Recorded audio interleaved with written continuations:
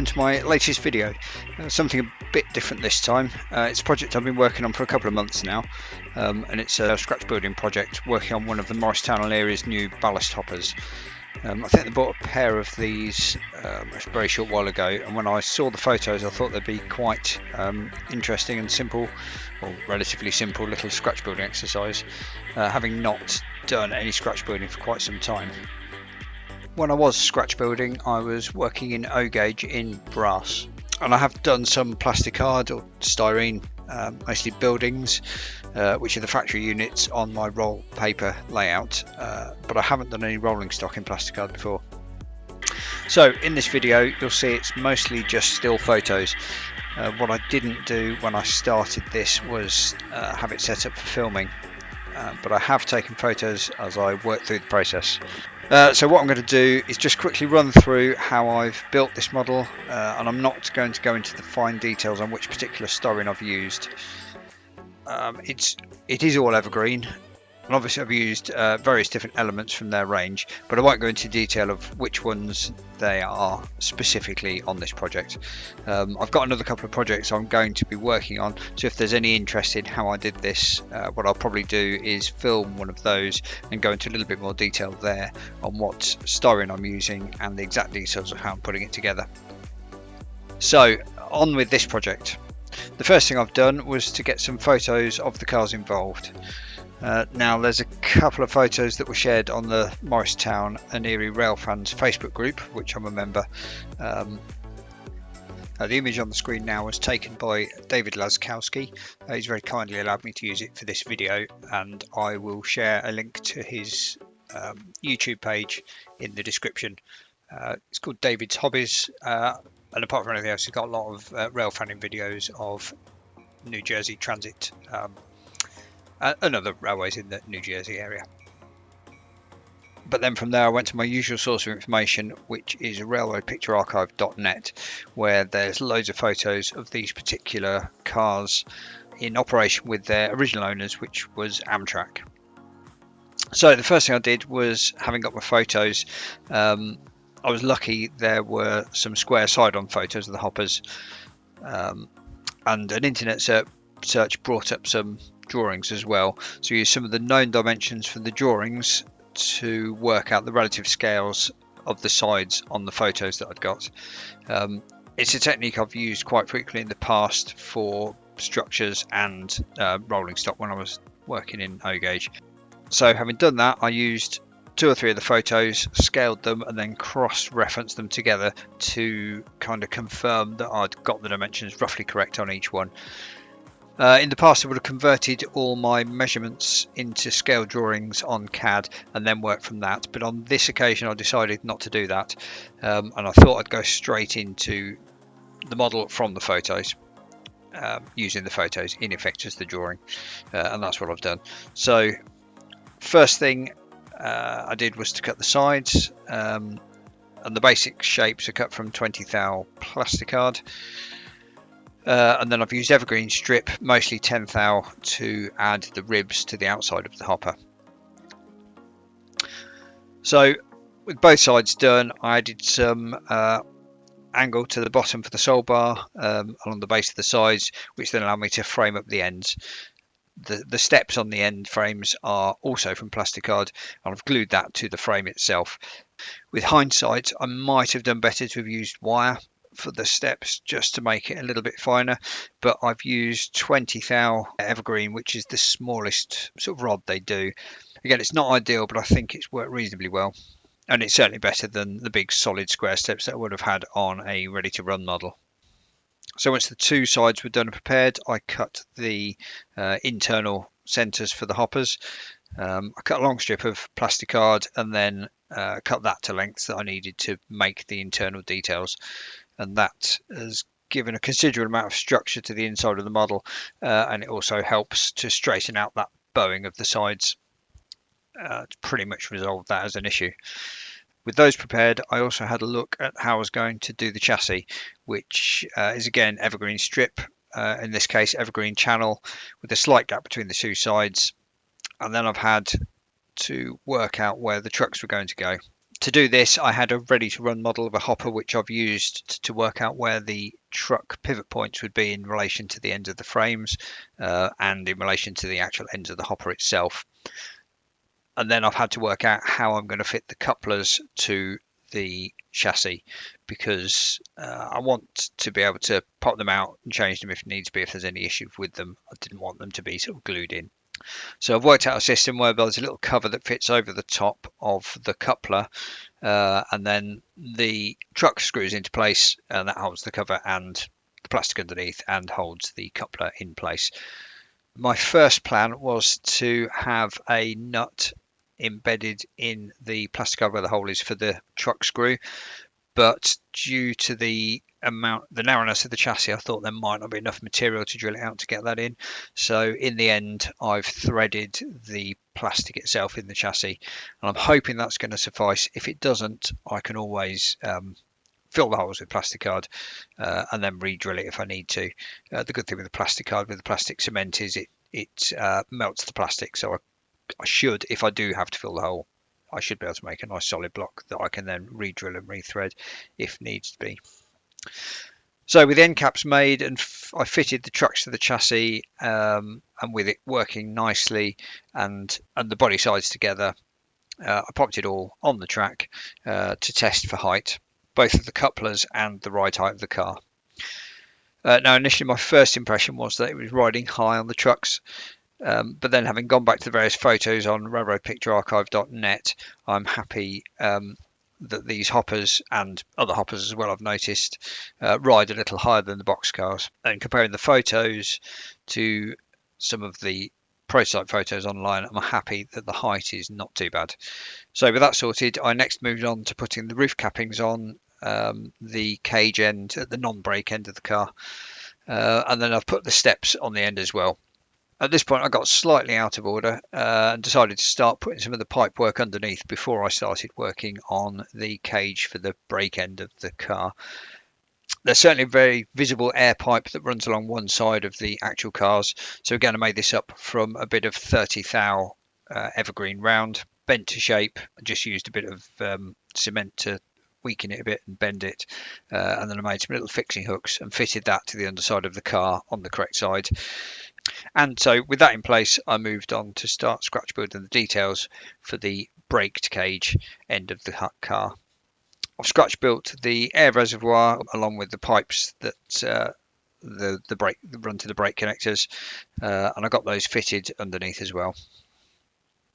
So with all that done, again, still putting off working on the frame for the brake end, I started work on the hoppers that are going to go underneath. These are the hoppers that obviously take the ballast down into the actual chutes that dump it onto the track. So I made up 4 of these from their component parts. Obviously being plastic card, it's quite lightweight, so it's going to need some weight in it, and what I thought I would, original plan was to put some weight in the bottom of the hoppers, cover it with a bit of ballast and use that to get it up to weight. Now I've just popped it on the scales. I'm going to use the NMRA weight advice, so I'll do it in ounces. So the body itself is 0.35 ounces, and I've got all the trucks and couplers and such like. The bags won't weigh very much, and that takes it up to 0.95. So it's 5.5 inches long, and the NMRA recommend 1.25 ounces, so 1.25 ounces to be the ideal weight. So what I've done, this is the product that I was going to use originally to put as weight in the bottom of the hoppers. I got this from Acme Models. I don't know if they still exist. They're in the UK, and I've had this. I must have had this bag for 20 years, and it's called Liquid Lead. And it's tiny. Well, it's basically lead shot. The bag, which obviously weighs a lot for a small amount of space. So what I've decided to do, as I say, the original plan was to put the weight in the hoppers themselves, but this sits quite high on the trucks. Certainly where the weight would be relatively high up. So what I thought we'd do is use the little troughs that I've made on the bottom and put the lead weight in those, so that the weight is actually at the level of the chassis and the sole bars. So what I've done, I've weighed out and I've got it in one of my many milk bottle tops. There's 0.35 ounces of lead in there.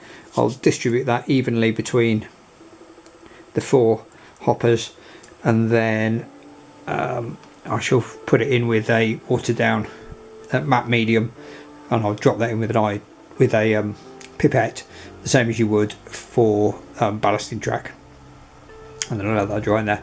I'll obviously need to make sure that it's evenly balanced between the 4 hoppers, and I need to make sure that the car's balanced side to side. I'm hoping that with the weight lower down, that'll give it a bit more stability on the track, but that we'll see. If needs be, I can always add a bit more weight in. I'm going to pop a little bit of ballast at the bottom because I haven't made the hoppers themselves go all the way down to the bottom. I'm going to have to put a bit of ballast in the bottom to disguise that anyway, so there will be a bit in either side. So yeah, I can always add a little bit more weight in there if I need to. Okay, so here are the finished troughs with the lead weight in. I did the video that I did of filling them, it wasn't very exciting, and it didn't work out, but I just used a mix of matte medium and water. I think it's about 20% matte medium to 80% water, applied with the pipette, as I say, the same as you would with ballasting. Just dripped it over. One thing I hadn't considered was that I hadn't actually made the troughs watertight, so I just popped on a bit of greaseproof paper to dry. That's now dry and solid, all the shots in there. Loading the shot, I would advise doing it over a plate or a tray or something to catch anything that you drop. I've got a few little bits kicking around here now still, but they'll clean up easily enough. So there we are, I've got the 4 troughs on there. They're going to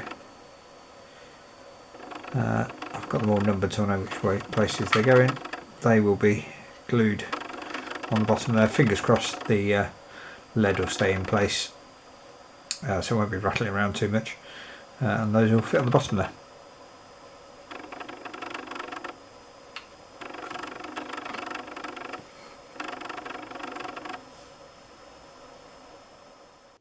So with that done, popped it on the scales, and we've come out at 1.25 ounces, which is exactly as advised on the NMRA weight scale table. There's still the scope for adding a little bit of extra weight into the bottom of the actual hopper itself if I need to. I am going to put some ballast in there, so it will weigh a little bit more than it does at the moment, but that, as I say, I'm happy with it being a little bit over their advised weight, so I'll be perfectly happy with that. With hoppers glued underneath, I finally turned my attention to the cage at the break end of the hopper, and I finished off scratch building the braking details, the most fiddly of which was I presume it's the control box or the regulator for the air pressure, and I've included what I think is a reasonably accurate representation of the various pipes between the reservoir, the regulator, and the air valve that obviously operates the brakes. And once that was done and the cage was finished at the end, I turned my attention underneath. I just wanted to add a representation of the brake gear. I'm not entirely certain where it all goes, but I've just added some 20 thou rod with various fixings underneath to give the impression when it's sitting on the track that there is some brake gear under there. The only thing I'd left myself to do at this point was adding the brake wheel and chain to the end of the hopper. So the brake wheel and chain were some of the few parts that are commercial parts I've used on this model. Most of them are shown here, which are the KD universal brake wheels. I used one of those. The chain is 40 to the inch super extra fine chain, which I got from Scale Model Scenery here in the UK. And the trucks, I took off an Athen reefer that I had knocking around that was that I bought as a job lot and was a bit of a mess. And I re-wheeled those with the KD wheels. So yeah, brake wheel and chain went on, and I used a small bit of brass mesh which came from A1 Models, again here in the UK. It was part of a pack of various brass bits. I've framed that in plasticard. The good thing with the plasticard cement is it melts the plasticard, so you popped a bit on and then put it round the frame, around the brass square that I cut, and that sort of it melted it into the brass. So that's hold it nice and firm. So the final thing I had to do was the stirrups. And I've made those out of 10 thou by 20 thou evergreen.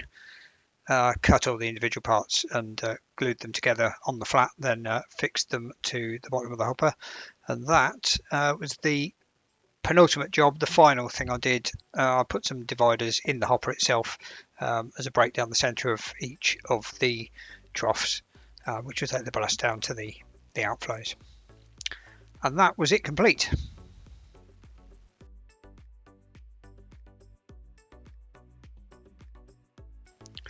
Okay, here's the finished model. I'm really happy with how it's turned out. It's far from a fine scale model. There's a few things that I will do different in the future when working on these. The main one being I will definitely use a finer material for the steps and probably also for the stirrups. Although I have to say they're kind of solid enough that hopefully they won't get broken. You might notice a slight lean to one side where I was going to put a nut into the chassis to hold one of the trucks on. I made a bit of an error when I was drilling it out, so the truck is a bit loose at one end. Once the model is painted, I'll fit the truck on and the screw will be held in with a bit of matte medium, so that should resolve the slight lean. Obviously it's not painted yet. That will be a project in itself. I need to get some decals sorted out for it and sort out what paint I'm going to use, so I'll probably do that as another short video at some point in the future. I've got another hopper to do, another ballast hopper, slightly or a different design, and that is based on ready to run model, so I'll be taking the dimensions from that for the scratch build, so it should be perhaps a little more accurate dimensionally than this might be. But yeah, on the whole, I think it looks fine on the track. It'll look hopefully better once it's painted, and I hope that video was useful. I will record the production of the next one and do a full breakdown of how it's done, but that will take a couple of months to get sorted out before that video comes online. Okay, thanks for watching. I'll see you on the next one.